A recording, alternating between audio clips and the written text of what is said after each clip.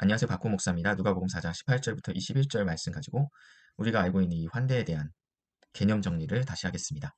일단 기본적으로 우리가 알고 있는 이 환대라는 개념은 극진한 대접에 대한 이해를 갖고 있습니다. 주의 성령이 내게 임하였으니 어떤 일이 일어나냐? 가난한 자에게 복음이 전하게 하시려고 내게 기름을 부으시고 나를 보내사 포로된 자에게 자유를, 눈먼 자에게 다시 보게 하며 전파하며 놀린 자를 자유롭게 하고 주의 은혜의 해를 전파하게 하려 하심이라 하였더라 라고 이야기하고 있습니다. 여기 아주 중요한 단어가 등장하는데 주의 무슨 해라고? 은혜의 해라고 이야기하고 있습니다. 은혜의 해. 예수님께서 지금 회당에 들어가서 이사야 이 선지자의 글을 펼치고 읽었는데 여기서 은혜라는 말은 히브리 말로는 라차라고 표현되고 있습니다. 이 어근이 어떤 말이냐면 영접하고 환영하다, 대접하다, 환대하다라는 뜻을 갖고 있는데 누가복음 4장 19절에 쓰였던 이 은혜, 라차라는 단어가 누가복음 24장 24절에 그대로 쓰였습니다. 예수님께서 이렇게 얘기하셨죠. 내가 진실로 너에게 이르노니 선지자가 예수님 말씀하시는 거죠. 고향에서 라차를 받은 자가 없느니라 라고 이야기하고 있습니다. 그러니까 이 은혜라는 단어 자체가 이 환영이라는 단어와 같은 의미가 있다라는 것입니다. 그래서 이제 주의 은혜의 해를 전파하게 하려 하십니다라는 의미가 이런 의미도 있다라는 것입니다. 주님이 우리를 환대하게 하시는 해를 전파하게 하려 하십니다. 라고 해석할 수 있다는 것이죠. 그러니까 이 구원은 정확히 누구의 환대로부터 시작되었느냐? 하나님의 환대로부터 시작되었다. 이 구원은요. 창조주이신 하나님께서 피조물인 우리를 어떤 상태였어 우리가요? 망가지고 거역한 죄인들이었죠. 이러한 우리를 주님께서 받아주시고 환영해 주시고 맞아주신 것이다. 근데 어떻게 맞아주셨냐? 대리자인 예수를 이 땅에 보내심으로 우리를 환대하셨다. 그러니까 이 환대라는 개념은 어떠한 은혜라는 개념은 구원론적인 개념을 가지고 있다는 것입니다. 하나님께서 창조주이신 하나님께서 망가진 우리를 환영하셨다. 이것이 은혜다라고 이야기하고 있습니다. 이 말씀의 기초가 레위기 25장에 나와 있습니다. 이 은혜의 이 라차라는 이 원리가 레위기 25장에 등장합니다. 희년에서 등장하고 있습니다.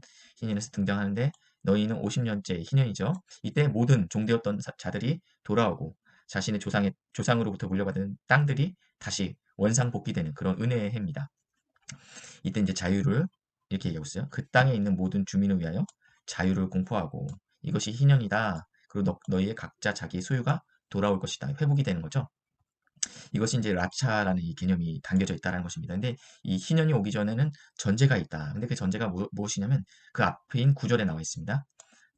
7월 열흘날에 어떤 날이냐? 속죄일이다. 이게 대속죄일입니다. 1년에 한 번 있는 대속죄일에 어떤 일이 있냐면 뿔나팔을 붓는데 이 뿔나팔이 요벨이라는 단어인데요.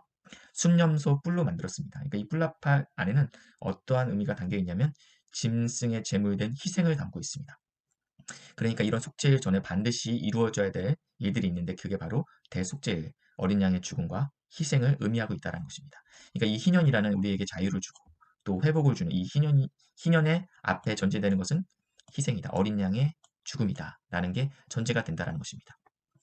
이런 개념들을 이제 예수님께서 회당에서 외치셨어요. 그러고 나서 책을 덮어 앉으셨습니다. 그러니까 이제 회당에 있는 자들이 다 주목하여 누구를 봤어요? 예수님을 주목하고 보죠. 그러니까 예수님이 그들에게 이제 드디어 말씀하십니다. 뭐라고 말씀하시냐면 이 글이 오늘 지금 너희 귀에 응하였다. 예, 이루어졌다라고 이야기하고 있습니다. 주의 은혜의 해가 너희 귀에 지금 응하여졌다라고 얘기하고 있어요. 설교가 끝이에요. 응하였느니라 하시니 목사님께 말씀하셨죠. 그 말씀이 행동화되는 거. 그 문자가 성육신화 되는 것이 최고의 설교라는 것입니다. 여러분 사랑하십시오가 최고의 설교가 아니라 사랑을 드러내는 것이 최고의 설교라는 것이죠. 그러면서 예수님이 지금 그 백성들, 회당에 앉아있는 이스라엘 백성들 앞에서 그 대속의 죽음을 위해 서 계시고 있기 때문입니다. 이 시점부터 예수님께서는 이 대속의 죽음을 위해서 십자가의 길로 걸어가시는데 그 가는 길목마다 만나는 사람들이 세리와 죄인들, 사회에서 배제된 사람들을 어떻게 하세요? 환대하세요. 이 사람들은 죄인이라고 이야기하는 이 사람들을 환대하십니다. 그러니까 누가복음 7장에 보시니까 바리새인들이 예수님을 향해서 이렇게 말하고 있어요. 먹기를 탐하는 자, 죄인과 세리들의 친구라고 얘기하고 있어요. 이렇게 규정하고 있다는 거예요.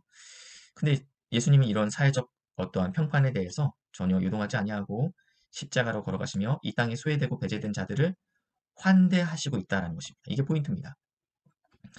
예수님께서 이런 얘기를 합니다. 제자들한테. 너를 반대하지 않는 자는 다 우리를 위하는 자다. 라고 하나님의 예수님의 스펙트럼이 굉장히 넓어요. 이렇게 좁지 않아요. 예수님과 함께하지 않았던 제자의 무리임에도 불구하고 예수의 이름으로 어떠한 일들을 행하는 것들에 대해서 예수님의 제자들이 그들을 어떻게 할까요? 그러니까 하시는 얘기가 오늘 이 얘기입니다. 너를 반대하지 않는 자는 다 우리를 위하는 자다. 아주 최소한의 경계선만 둘 뿐입니다. 세상은 선을 긋기 바쁩니다. 네 편이냐 내 편이냐 배제하고 배척하는 걸로 가득 차 있어요. 심지어 교회 안에서도 이러한 일들이 일어나죠. 근데 예수님께서는 그러시지 않았다라는 것입니다. 그래서 그리스도의 십자가의 환대를 받는 교회가 이미 환대를 받았죠. 교회가요. 그래서 우리는 어떻게 해야 되냐? 이제는 우리가 환대의 공간을 열고 만들어야 된다라는 것입니다. 누가복음 15장에는요, 세 가지 비유가 있는데 그 마지막 비유가 탕자의 비유라고 우리가 알고 있습니다. 그 탕자, 아버님께 불효를 했던 그 탕자가 돌아왔습니다. 창녀들과 함께 삼켜버린 그 가산들. 돌아왔더니 아버님이 어떻게 해요? 송아지를 잡고 잔치를 베푸죠. 이때 이제 큰아들이 문제 제기를 합니다. 네, 불만을 얘기하죠. 왜 저놈한테 이렇게 환대하십니까? 이게 불만이었던 거예요. 문제는 교회 안에 이런 큰아들 같은 자들이 많다라는 것입니다. 예. 내가 이렇게 교회 봉사 열심히 했고, 내가 이렇게 수고했는데, 왜 저 사람을 하나님께서 더 귀히 여기시는 것 같이 보이는 것들에 대한 불만들이 교회 안에 큰아들이 많다라는 것이 문제입니다. 우리는 교회죠, 그렇죠? 근데 이 탕자 같은 사람들, 나그네와 고아와 가부들을 환대해야 되는 이유는 어떠한 박애주의나 휴머니즘적 차원이 아니고 우리가 먼저 그 환대를 받았다라는 것입니다. 그 환대를 받았기 때문에 자연스럽게 우리 안에서 표현되어야 된다는 것입니다. 표현되는 목적이 무엇이냐면 새로운 생명, 탕자들, 나그네와 고아와 가부들이 이 예수의 몸된 공동체 안에서 생명이 태동되도록 우리는 뭐 해야 돼요?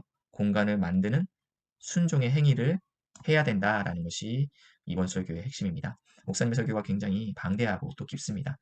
더 깊게 알고 싶으신 분들은 제가 이제 뒷부분에 영상 링크를 올려드리겠습니다.